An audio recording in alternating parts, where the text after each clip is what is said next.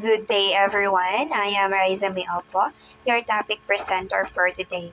And now I am going to discuss our new lesson. But before that, let's have an activity first. Examine the pictures. So we must take a look first on the picture. We have three pictures there. So what word do you see? First, we have the picture. We can see on the foreground the word me, and on the background we can see the word you. Alright? So now let's move on to the second picture. So we can see the word good and evil. In the last picture, we can see the word optical and illusion. So when we look at the picture in our activity, your mind follow a certain principle of perception. So our topic for today is consider with that principle, the Gestalt Psychology. But before that, let's have a learning outcome. At the end of the lesson, the students should be able to first describe the different Gestalt principles. Second, list ways of applying Gestalt psychology in the teaching learning process. And third, demonstrate appreciation of the usefulness of Gestalt principles in teaching learning process. So now, what is Gestalt psychology? So Gestalt psychology was at the forefront of the cognitive psychology. It served as the foundation of cognitive perspective to learning. So, meaning the Gestalt psychology, it is the mental process and the product of our perception. Now let's move to Gestalt theory. So what is Gestalt theory? Was the initial cognitive response to behaviorism. So meaning this is the response of the behaviorism. So it emphasized the importance of sensory rules and the dynamic nature of visual perception. So meaning it emphasizes the whole rather than the bits of information. So that's the reason why much better yung whole rather than the bits of information that we learn. And after the discussion, the teacher should summarize the topic in order for the learners to have an overview and to understand better of what the lesson that being presented. So that is Gestalt theory. So we have here the term Gestalt means form or configuration. So form, in Tagalog, it means bumuo or buo. So in the other one, we have configuration. So figuration meaning it is the arrangement of the elements or combination. So that is Gestalt theory. So let's move forward to Gestalt theory proponents. We have three proponents of Gestalt theory. First, we have Wolfgang Kuhler, born on January 21, 1887, and died on the age of 80 on June 11, 1967. Second, Max Wertheimer, born on April 15, 1880, and died on October 12, 1942 at the age of 63. And Max Wertheimer, it is considered as the principal proponent of Gestalt theory that emphasizes the higher order thinking process in the midst of behaviorism. We have Kurt Kafka III, born on March 17, 1886, and died on November 12, 1941 at the age of 55. So those are the three proponents of Gestalt theory. So these three proponents studied perception and concluded that perceivers or learners are not passive but rather active. So what does it mean? So they suggest that the learners not just to collect information, but rather they process and restructure data in order to understand it. So now we have the Gestalt principles. We have here the 6 principles. First, we have law of proximity. Elements that are closer together will be perceived as a coherent object. So the elements that are near to each other are grouped together.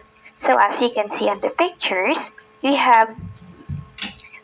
can appear 3 columns. And on the right side, we can appear 2 columns. So when the object we're perceiving are near to each other, we perceive them as a belonging together. So that is a law of proximity. Second, we have the law of similarity. Elements that look similar will be perceived as a part of the same form. So the elements that are similar to one another tend to be grouped together. So as you can see on the pictures, we have 2 shapes, the circle and the triangle. Although the shapes are close to each other, but we can see the 2 groups, which is the circle and the triangle. So, and also, there seems to be a triangle in a square. So we'll link similar elements together. Number 3, we have law of closure. We tend to fill the gaps or close the figure we perceive. So we enclose a space by completing a contour and ignoring the gap in the picture. So as we can see on the picture, we can see the gap. But because of the 3 circles that serve as a contour, the gap can form a triangle. Number 4, law of good continuation. Individuals have the tendency to continue contours whenever the elements of the pattern establish an implied direction. So people tend to draw a continuous line. So as you can see in the picture, the circles are in a continuous direction. Number 5, we have law of good progress. The stimulus will be organized into as a good figure as possible. So, progress, it is a German term meaning good figure. So this law holds that the objects in their environment are seen in a way that makes them appear as simple as possible. So as you can see in the pictures, it's a circle shape, but because of the spaces and good arrangement, it can form another one shape, and it is considered as the good figure. We have lastly number 6, law of figure ground or ground. We tend to pay attention and perceive things in the foreground first. So, perceptual grouping, which is vital necessity for recognizing object through perception. So, sometimes we can see the background is part of the main art. So we have here the 2 pictures. At first pictures, we can see the color black and white, and we can see the 2 faces on the black and the white color, and on the black we can see the candle glass. So it is the same on the next picture, but it can only change the color. So that is law of figure or ground. So how can we apply the Gestalt principles in teaching and learning process? So law of proximity. Related concepts or lesson should be taught aligned or closely to each other. So the closely or related topic, they are grouped together. For example, the pronoun is taught after a noun. We cannot directly proceed to figures of speech because that is not aligned if we can proceed to another lesson. Second, or another example in math, we have addition, subtraction, multiplication, and division. So we cannot directly proceed to fraction if we don't know how to solve this simple problem. Next, we have law of similarity. Similar lessons or concepts should be grouped together to make learners develop understanding more efficiently and effectively. So example, in English, more likely the different figure of speech. They are similar. Why? Because their purpose are the same or similar, which is for creative writing. So similar lessons or concept should be grouped together. We have here the number 3, law of continuity. That is also the reason why before we proceed to another lesson or before we proceed to another topic, we are conducting a review so that the students have an idea that the previously taught is related to the new information to be discussed. So the review is conducted for continuity. Students will realize that the new lesson has continuity and is related to what they already know. So that is law of continuity. Number 4, we have law of closure. When a concept or a topic is incomplete, it is not closed. Incomplete information may make learners want to discover what is missing rather than concentrating on the given instruction. So that's the reason why learners get lost. Make the lesson complete, present it clearly, simply, and always be ready for students' clarification. That is law of closure. Number 5, we have law of progress. When things get grasped as whole, the minimal amount of energy is exerted in thinking. So that make your lesson holistic, complete, and most of all, simple. We have number 6, law of figure or count. So for a figure to be perceived, it must stand out for the background. So it is highlighting the most important part, concept, and information of the topic. So that is law of figure or count. So now let's proceed to insight learning. Gestalt psychology adheres to the idea of learning taking place by discovery or insight. The idea of insight learning was first developed by Wolfgang Kohler, in which he described experiments with apes where the apes could use boxes and sticks as tools to solve a problem.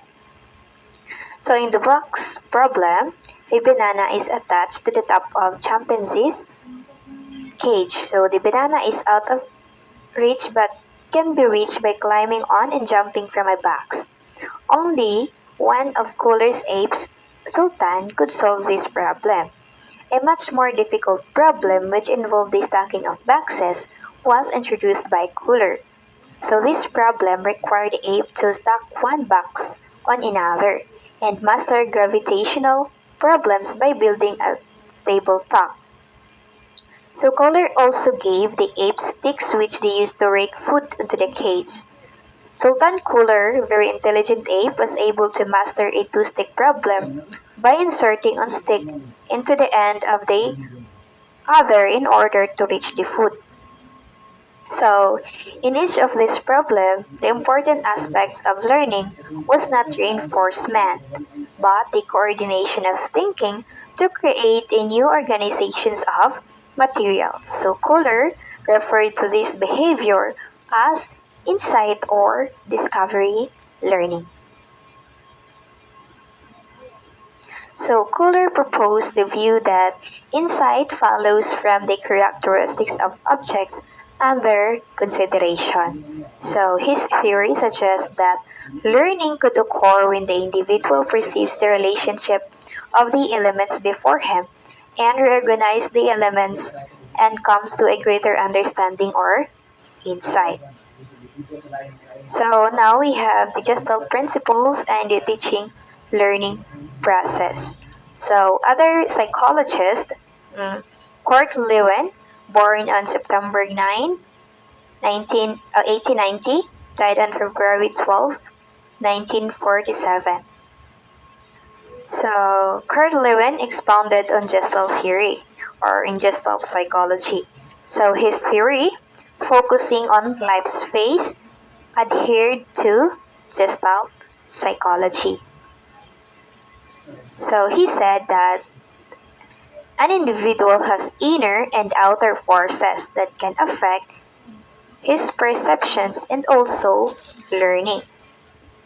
We have inner forces, include his own motivation, attitudes, and feelings. So when we say inner, it is inside.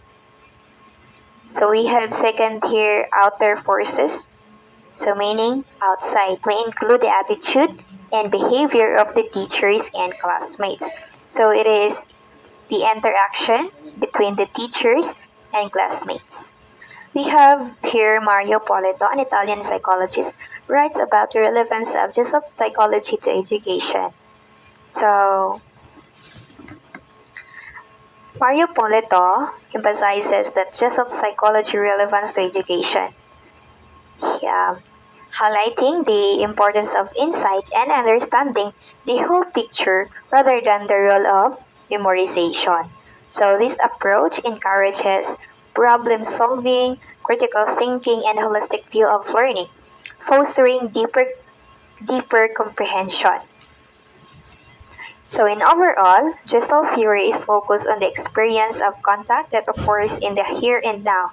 It considers with interest the life space of teachers as well as the students. So it emphasizes the present moment contact following both teachers and students' experiences. That's all.